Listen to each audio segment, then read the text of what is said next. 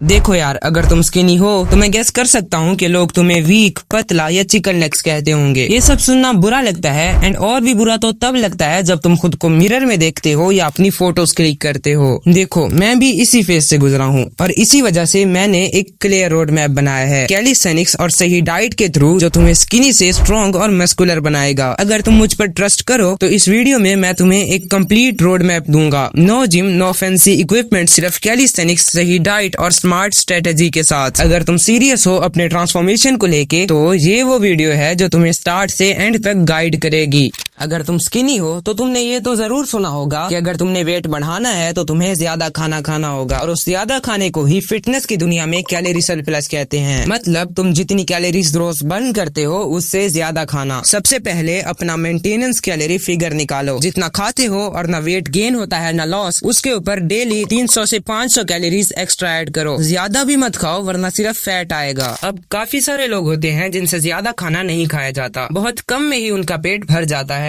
तो उनके लिए एक सोल्यूशन है, एक दिन में जितना हो सके ज्यादा पानी पिया करो। इस चीज ने मुझे पर्सनली भी काफी ज्यादा हेल्प करी है। जब तुम ज्यादा पानी पियोगे तो तुम्हें भूख भी ज्यादा लगने लगेगी। और हाँ, एक और गलती है जो बहुत से लोग करते हैं, वो कैलोरीज तो ऐड करते हैं बट प्रोटीन की इम्पोर्टेंस भूल जाते हैं। अगर तुम प्रोटीन का ध्यान नहीं रखोगे तो मसल्स नहीं बनेंगे। इसको समझने के लिए पर kilo body weight 1.6 to 2 grams protein रखो। मतलब अगर तुम्हारा बॉडी वेट 45 kg है तो एक दिन में 60 to 70 ग्राम प्रोटीन जरूर कंज्यूम करो। अब इतना प्रोटीन तुम्हें कहाँ से मिलेगा? सिंपली अपनी डाइट में अंडे, दूध, दाल, चिकन, मछली, पनीर एंड नट्स इंक्लूड करो। और हाँ, प्रोटीन को दिन भर में 3 से 4 मील्स में डिवाइड करना ज्यादा इफेक्टिव होता है। अब यहाँ पर मैं तुम्हें एक प्रो टिप दूंगा। तुम घर पर एक हाई कैलोरी प्रोटीन शेक बना सकते हो। एक प्रोटीन शेक जो मैं तुम्हें पर्सनली रिकमेंड करूंगा। सिंपली एक जार या मिक्सी लो, उसमें डालो 60 gram oats, 2 tablespoon peanut butter, 300 ml milk, 2 bananas and 1 tablespoon honey for extra calories, और इसे मिक्स करके पी जाओ। इस टेस्टी शेक से तुम्हें इजी 1000 कैलोरीज मिल जाएंगी। बट यहाँ पर एक पॉइंट है, हमारी प्रॉब्लम ये है कि हम जो भी खाएं, जितना भी खाएं, फर्क नहीं पड़ता, और अगर पड़ता भी है तो बहुत थोड़ा। आई नो तुम में से बहुत सारे लोग इस प्रॉब्लम से रिलेट जरूर करेंगे। तो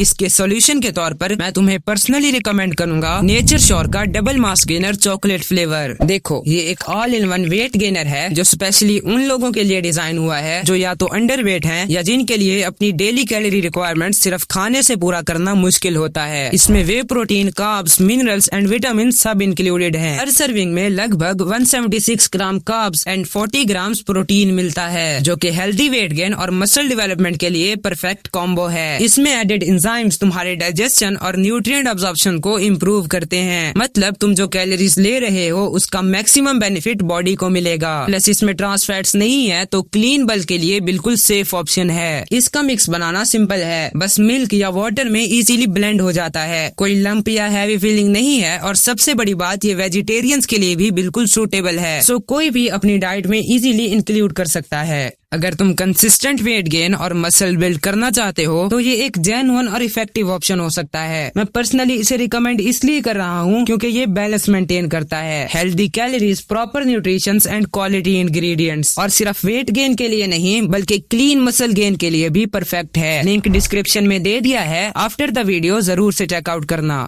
अब गलतियाँ जो तुमने अवॉइड करनी है, सबसे पहले तो जंक फूड पर डिपेंड मत करो। हाँ, थोड़ी बहुत तो चलेगी, बट अगर ज्यादा करोगे तो तुम्हारा डाइजेशन खराब होगा और एनर्जी लेवल्स गिरने लग जाएंगे। उसके बाद आता है वर्कआउट स्किप करना। देखो, सिर्फ खाने से वेट बढ़ेगा, पर मसल्स तो तभी बनेंगे ना जब तुम डेली वर्कआउट करोगे। और हाँ, हर दूसरे दिन अपनी डाइट और वर्कआउट चेंज मत करो। बॉडी को टाइम दो रिस्पॉन्ड करने के लिए। एटलीस्ट 6 से 8 वीक्स तक स्टिक रहो। अब आ जाते हैं वर्कआउट पर। देखो, वर्कआउट के लिए रूटीन सिंपल रखो। स्टार्ट करो कंपाउंड कैलिस्थेनिक्स एक्सरसाइजेस से, जैसे कि pushups, pullups, dips, squats, lungs and Planck variation. पहले स्ट्रेंथ बिल्ड करने पर ध्यान दो, और जब ये हो जाए तो इसके बाद जाकर तुम वॉल्यूम और इंटेंसिटी पर फोकस करोगे। देखो, स्किनी लोगों को एक प्रॉब्लम फेस करनी पड़ती है, वो ये कि स्टार्टिंग में उनके जॉइंट्स वीक होते हैं। तो इसीलिए स्टार्टिंग के दिनों में तुम्हें फॉर्म को परफेक्ट करने पर फोकस करना होगा। बट हाँ, काफी चांसेस हैं कि इस दौरान तुम ये एक गलती कर बैठो, वो है एक ही एक्सरसाइज पर स्टक रहना। चलो मान लो कि आज तुम इंक्लाइन पुशअप्स कर रहे हो। अब कुछ हफ्ते गुजर जाते हैं, लेकिन अब भी तुम इंक्लाइन पुशअप्स पर ही अटके अटके हो। क्या लगता है तुम प्रोग्रेस कर रहे हो? बिल्कुल नहीं, बल्कि तुम एक ही लूप में अटके हुए हो जिससे तुम्हें कोई रिजल्ट्स नहीं मिलने वाले। लेकिन दूसरी तरफ तुम कुछ ऐसा करते हो, तुम इंक्लाइन पुशअप से स्टार्ट करते हो और फिर जब तुम 15 रेप्स के 3 सेट्स कंप्लीट कर लेते हो विद परफेक्ट फॉर्म, तो उसके बाद तुम नॉर्मल पुशअप्स पे आते हो और जब नॉर्मल पुशअप्स के रेप्स कंप्लीट कर लेते हो तो डिक्लाइन पुशअप्स पे आते हो। इसी तरह फिर डायमंड पुशअप्स, फिर आर्चर पुशअप्स एंड इसके बाद वेट एंड पुशअप्स। इसी तरह करते करते एक लेवल ऐसा आएगा जब तुम पुशअप्स पर फुल मास्टरी अचीव कर लोगे। आई होप इस सब से तुम्हें प्रोग्रेसिव ओवरलोड की वैल्यू समझ आ चुकी होगी।